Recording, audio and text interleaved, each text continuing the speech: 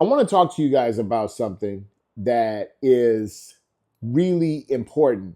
If you want to be inspired to do art, you want to gain maximum inspiration, you want to have fun doing art again. Do you remember when you were younger and you did art and you didn't have all these rules around it and you didn't have all this bunk around it that made it become something that you did back then and you don't do that much anymore?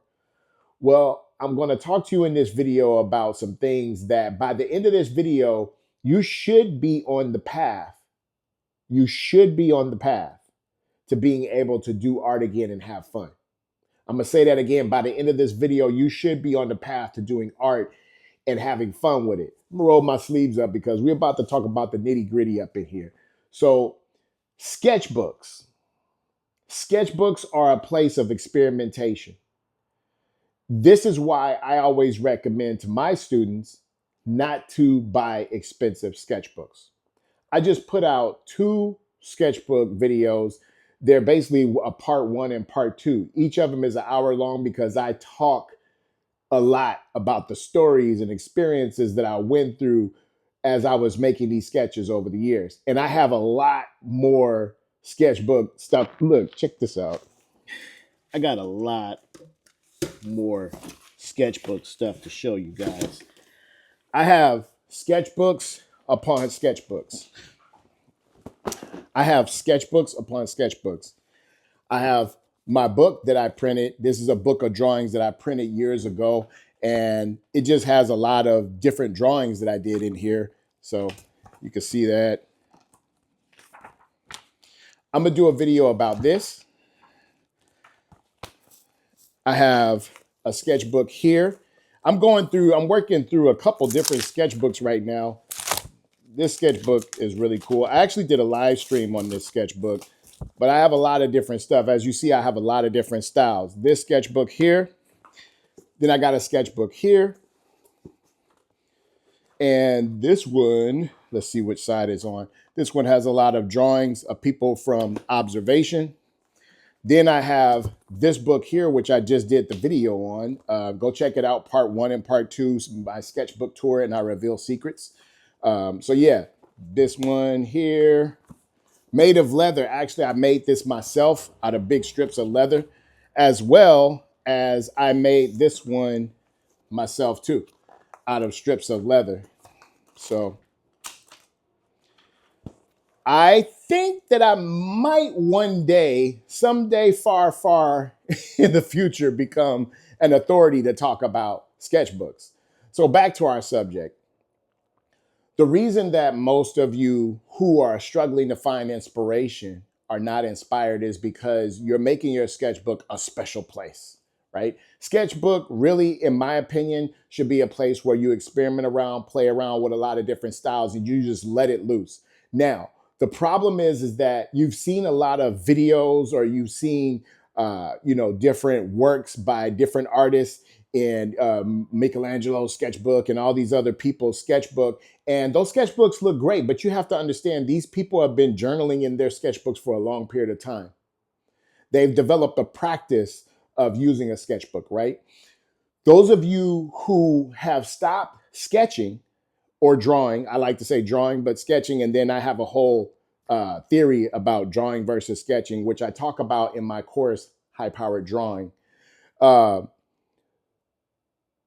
of you who have stopped drawing, a lot of times we blame, well, I'm so busy, or, I just kind of got bored with it. Now, the so busy thing is one thing, right?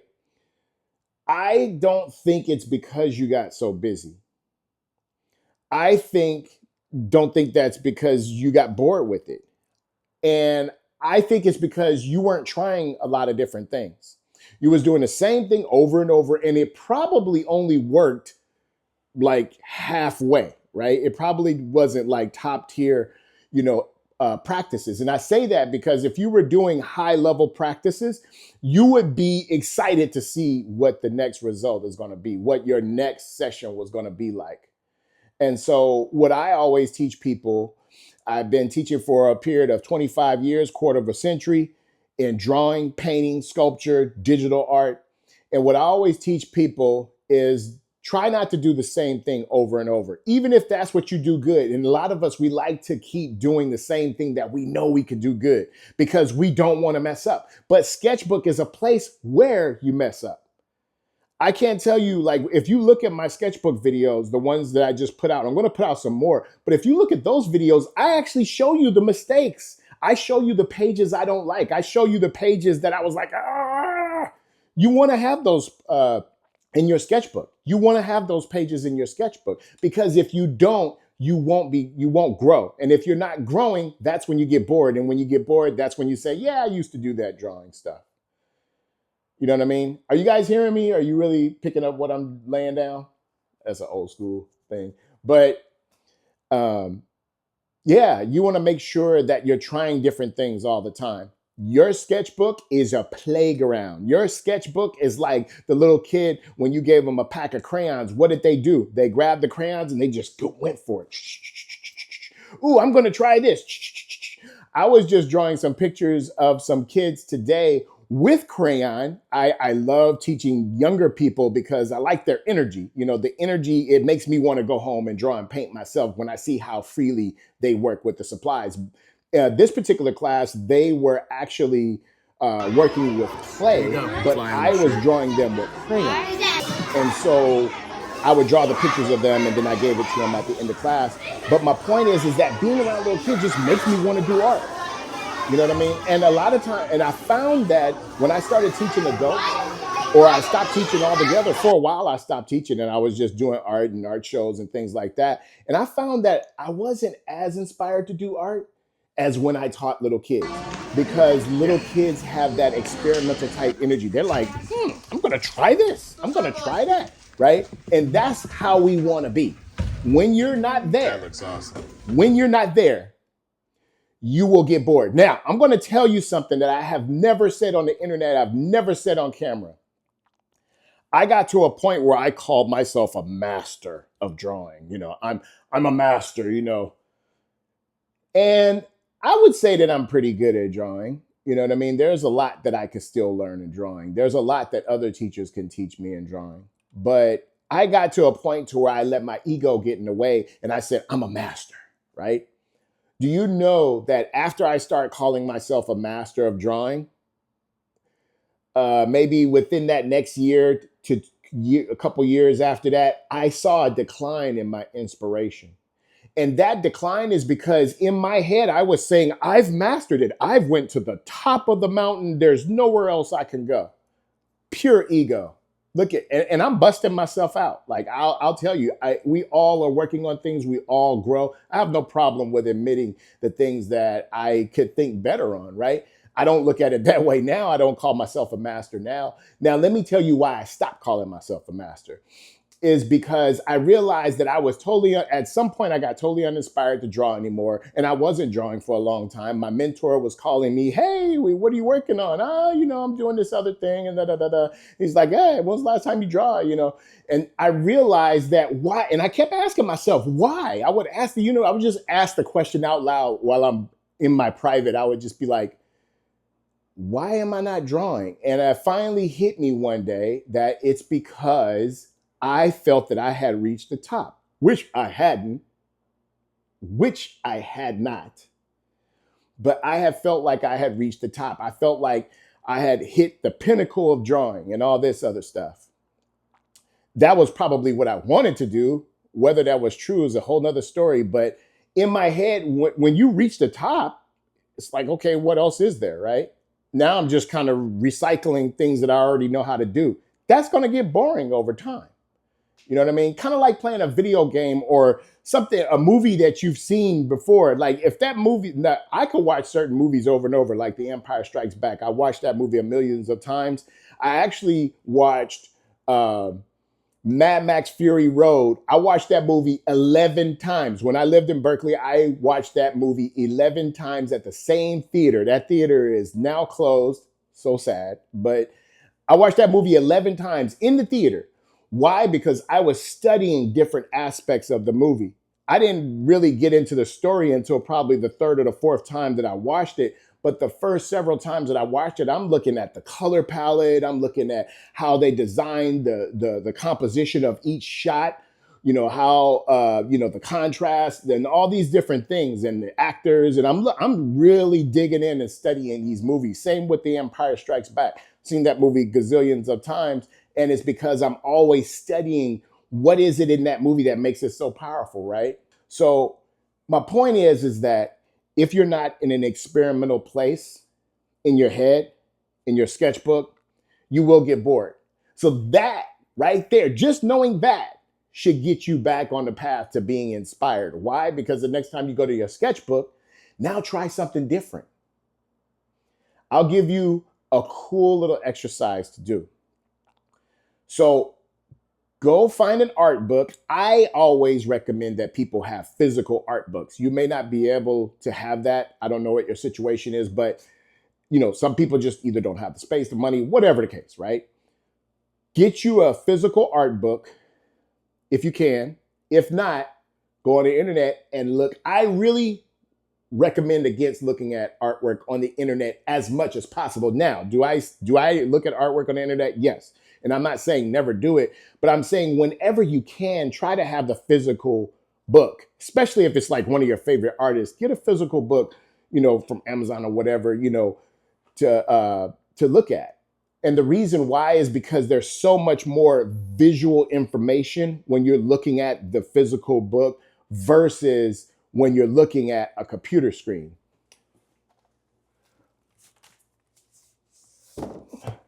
This is one of my favorite books.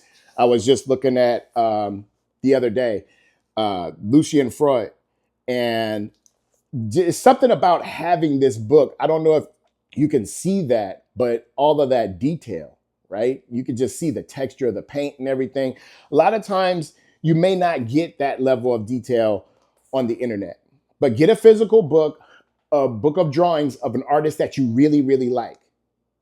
And then look at that book for about 30 minutes to an hour before you start your drawing session. And then when you have your drawing session, have that book laying around, open with the pages open to one of your favorite pages, right? And just start to draw and think about, you don't want to copy that person's style. You can never copy a person's style anyway, but what you want to do is you want to be thinking about this artist, thinking about the approach that they probably went through. I typically don't read the stories about artists because there was an artist that I discovered not long ago, and it was a painter, and I previously didn't read the stories of artists. I just looked at the pictures. And then I read the story of this artist, and it was a terrible person. And I'm like, yeah, I'm back to the point to where I'm just looking at these people's work and I'm studying it from a visual place. So anyhow, study the visuals, right? And see if you could implement some of the energy into your art. It will naturally happen whether you know it or not by you just looking at the artwork and also having it open right there while you're working. That's an exercise that I did for years, especially when you go to a figure drawing session. And I also recommend, if you haven't been to figure drawing, if you've never been to figure drawing, try to go to one. Maybe you could, if you're not into the whole nude thing, then go to a clothed figure drawing session. What is figure drawing session? Some of you don't know, most of you do know. Figure drawing session is where a model will pose. A lot of times the model is nude, and it's not for perverted reasons. It's because artists are trying to learn and study how to draw and depict the human form, right?